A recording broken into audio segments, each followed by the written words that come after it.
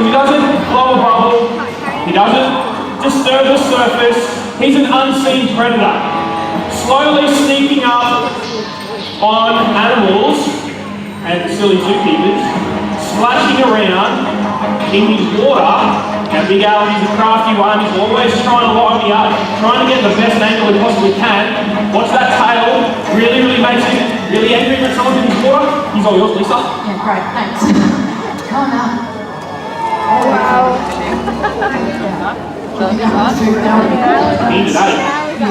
Thanks for doing that, Chris. Oh, you really make business too. Alright, this weather sometimes can get them a little bit wild, so crocodiles, they can attack for a couple of different reasons. One is for food, and one is also for territory. Now, they can strike a lot quicker than that, so let's be hopeful that Big Al will give out a big strike to Chris right over there. Jump through, mate. Alright, so straight away, he moves underneath the surface. He doesn't come steaming across the top. Now, I'm just going to be quiet a little bit, because he can hit his fence in the blink of an eye. And that classic pose, exactly how we'd work out in the wild. He's just waiting for me to put my head in the water. That would make a great show for you guys. But we're not going to do that today because I don't really feel like being on YouTube. Yeah, White Burger, this is not a good place to be, buddy. So he can see. No, not doing it. It's going to end up as a viral Facebook video. So we'll try and get him around a little bit, like exactly how he would work. All four legs forward, he's got a big bend in that tail. You've got to imagine up in Northern Australia where it is deep, dark and murky water, you would have no idea that he's there because of that natural camouflage pattern. Never work with kids or animals. That's what they say. See how he goes? He's just waiting for me to get that a little bit too close, because even though he's in captivity, we're not mates. He would love to get the big chicken holding the little chicken. He would love it. Come on, let's not play the game. You're screaming over there, you should try being on this side of the fence. Does anyone else want to have a go? One kid does. Parents normally put their kids' hands up for them whenever the crocs are involved. So this just shows right now his intelligence. He knows that I want to go through there. He knows that that's going to be my escape route.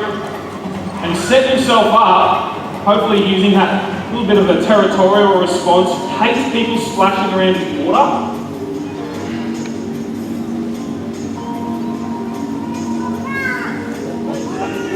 He can feel me tapping here on the ground. On his jaw, he's got these little black dots. Come on. Yeah. I can see what you're doing, mate. It's not going to happen. Thanks.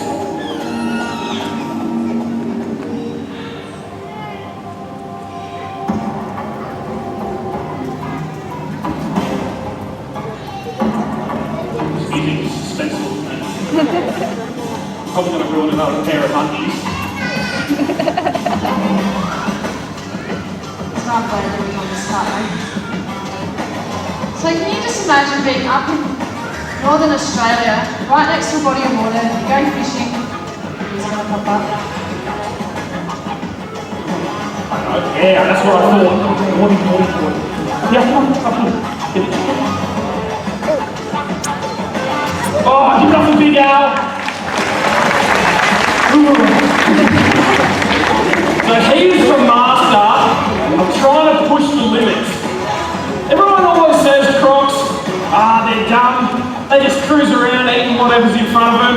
It's the exact opposite. He's extremely smart. He's so smart that he capitalises on me doing the wrong thing. He knows that the grass is wet. He knows that if I mess up and just make a slip over, boom, he'll capitalise it on that. And he'll get what he's been after. There's another area you need to be careful about crocs. And that's an area that's overhanging the water. So it's called the tail walk. Now, crocs will use this from the time they first hatch out of the egg, up to Big Al's size and even bigger. Imagine cruising up and down the edge of the river, looking for animals in the overlying branches, things like whitebird over here. He might be sitting there having a good time, just hanging up the top in the top part of the trees. One of their favourite foods to catch using this method is flying foxes. So you can imagine how a flying fox sleeps underneath the branch. And if you're a smart, dominant flying fox, boom, look at that. You get to hang at the top of the tree. But if you're a subdominant, get pushed all the way down to the bottom, hey, they go. And then you can make easy pickings for a saltwater crocodile cruising around using this method. So place those big back feet, winds that tail up, and straight up, grabs that animal, pulls it down into the water. So the lesson there is, if you're up in Northern Australia, you always have to be mindful of that tail-walking crocodile. Now, crocodile territory is not here on the Sunshine Coast. It starts up in North Queensland, continues across the top of Australia, all the way down to Broome in Western Australia. Right, now we're going to get Big Al out again and show you just how fast I can run on the hard solid ground. A lot of people have to believe that you have to do all sorts of crazy things, run really, really fast, have to zigzag. Now this is pretty much fish. Oh, ew. What catch? That was a good catch, don't get any scraps there, mate. So that was pretty much a flat out for Big Al. So they can strike from the tip of their nose to the base of their tail at the water's edge. But once he's out here on the hard solid ground, you can see that Chris and I, we can walk backwards a lot quicker than he can come forward. So he's an ambush aquatic predator. So he's made for living in and around the water, not for running fast on the hard solid ground. Comfortable enough. Actually, I was going to say, let's take a seat here. And apart from Whitey walking around looking like dessert, Big Al's actually not going to make any further attempt to come and get me because he knows that he can't. Now, Chris, why don't you maybe even come around behind me here and go closer to this water and we'll see what happens. Because I'm more than sure that he's actually probably going to get really upset with Chris than he is with me sitting right here. No? Nothing. And nice to there we go. So there you go. They're very, very territorial. They do not like anything in their water. The staying safe from crocodiles couldn't actually be more simple. Of all the apex predators around the world, these guys are the easiest to avoid. All you have to do is basically do everything the opposite of what you've seen us doing here today. So say at least 4 to 5 metres back from the edge of the water and you're out of their initial strike range. Obviously don't overhang the water, like you've seen, they can do that tail walk. And pretty simple, just don't go swimming in the water in crocodile territory. You're never going to come across a problem with a big male saltwater crocodile like Big Al. In Australia, crocodiles are our apex predators, and they play a vital role in our ecosystem, helping keep our waterways healthy and resilient. And take a look at them. They really are one of the last living links to the dinosaur era. 260 million years in the making, and you are looking at a species that is so perfect, they have not had to change for the last 65 million years. That's exactly right. Now, we don't expect everyone here today to go away from the zoo loving crocodiles as much as we do. We work with them every single day, so we're a little bit fanatical. All that we can ask is you have a little bit more of an appreciation for the important role that they play in our environment. Now, Steve's a big fella. He loved crocs with everything he had, and that was no secret to anyone. He passed all that passion and enthusiasm on to everyone you see here at Australia Zoo. So with that in mind, thank you so much from the bottom of our hearts for coming to the zoo today and helping us keep Steve's dream and this planet alive. Now it's your turn, ladies and gentlemen. Get out there! Allowing him to do that. They do also have a third transparent eyelid called a nictitating membrane, and that does allow them to see underwater as well.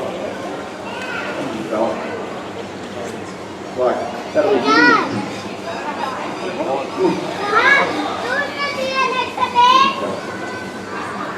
What are you doing? Isn't he cheeky? Come on, mate.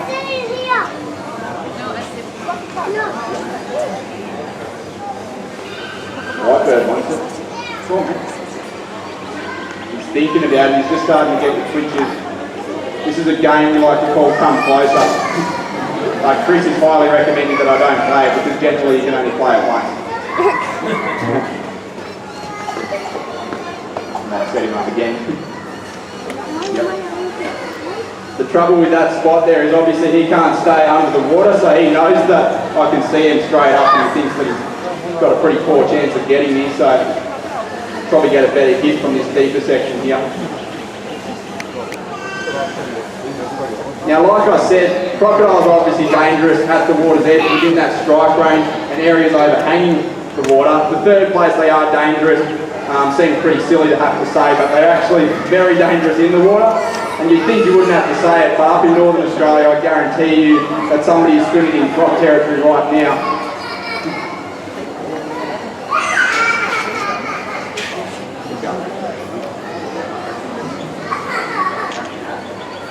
Oh yes, I caught that one. Alright, and that's Casper. What beauty. Now, like I was saying, they are very dangerous in the water, and the majority of the attacks that happen is actually from people entering their water into the crocodile's home. And that is 100% our fault. We know they're up there, we know it's their territory, they've been doing it for millions of years, so for us to go down and muck around in their water and then get all surprised when somebody gets attacked is just wrong. And unfortunately the crocodiles still suffer from it. You see it all the time, crocodiles on the newspaper, there's been a croc attack, crocodile numbers are going out of control, we're going to have to go cull the crocodiles because somebody's been attacked doing something extremely stupid. So that's our aim, is to ultimately protect the crocodiles by keeping the humans safe. Now, the 3 rules that we abide by every day when we're working around crocodiles in their enclosures, actually maintaining them. Obviously when we're feeding them, we break those boundaries. But when we're cleaning these enclosures, we stay 4 to 5 metres back from the edge, or out of that croc's strike range. We don't go into the water, and we don't overhang the water, because we know that a crocodile's there, and it's the exact same up in Northern Australia. Any water body in Northern Australia, you should expect that there's a crocodile in there. This is a perfect demonstration. Look at the size of this pool. He could sit in water, it's only just over his back, dirty water, you'd have no idea he's there, and he could just be waiting for you to make a mistake and go down into it. So don't go into water in Northern Australia. Stay 4 to 5 metres back from the water's edge and don't overhang the water, and you will never have a problem with a saltwater croc. They are the easiest apex predator on earth to avoid. All you have to do is stay out of their territory in the water there. We don't have lions or tigers or anything like that in Australia that actually have the ability to not only swim faster than you, but to climb a tree quicker than you and run quicker on land than you. All we have to do is literally stay back from the water's edge. So it's that simple. Stay safe from a crocodile. So I'll set him up for one more feed. And then we'll get to the croc conservation. So we actually run the largest crocodile research program in the world at the moment. We're tracking over 160 crocodiles up on the Wenlock River in far north Queensland and Cape York Peninsula. And this study has actually been running for about 15 years now, or a little over 15 years. And we're learning absolutely amazing stuff. Like I said earlier, we actually found out that crocodiles can hold their breath for 7 hours, which is great for us to know. Obviously, we can educate you just how long they can hold their breath. Well, there's other things that we've learned, like that crocodiles actually can't really be relocated. The big dominant males will make their way back to the same spot in the river system. Steve actually did a study on a croc where he flew a crocodile from one side of Cape York Peninsula to the other in a helicopter, and within months that crocodile has made his way back to that same river system. Want a chicken?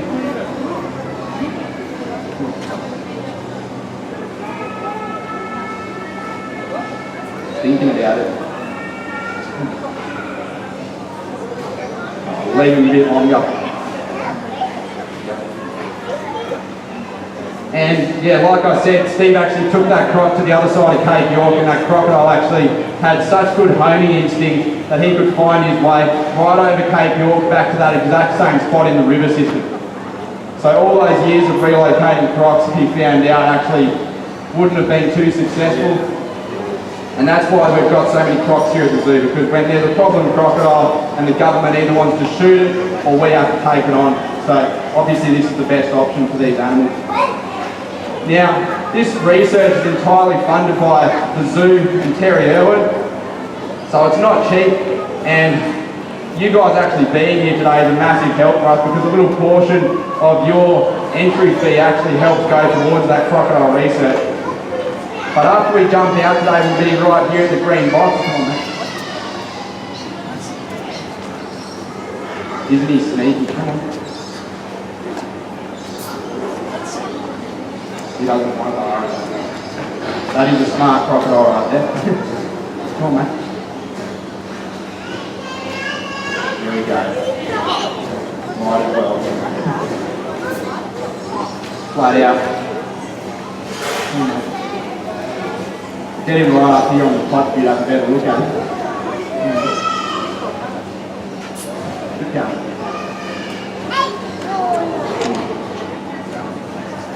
There we go, and that's Casper. Alrighty guys, so like I was saying, we've got that green box over there, we've got some awesome photos of the croc research up on the Steve Irwin Wildlife Reserve. We've also got some cool things like croc teeth, croc hairball actually, we've got some wristbands you can purchase. You can also purchase those little photos. But more than anything, we'd like you guys to actually come down and have a chat to us. We love talking about crocodiles and we could talk about them all day. So if you could come down and have a chat to us, that'd be great. But that's about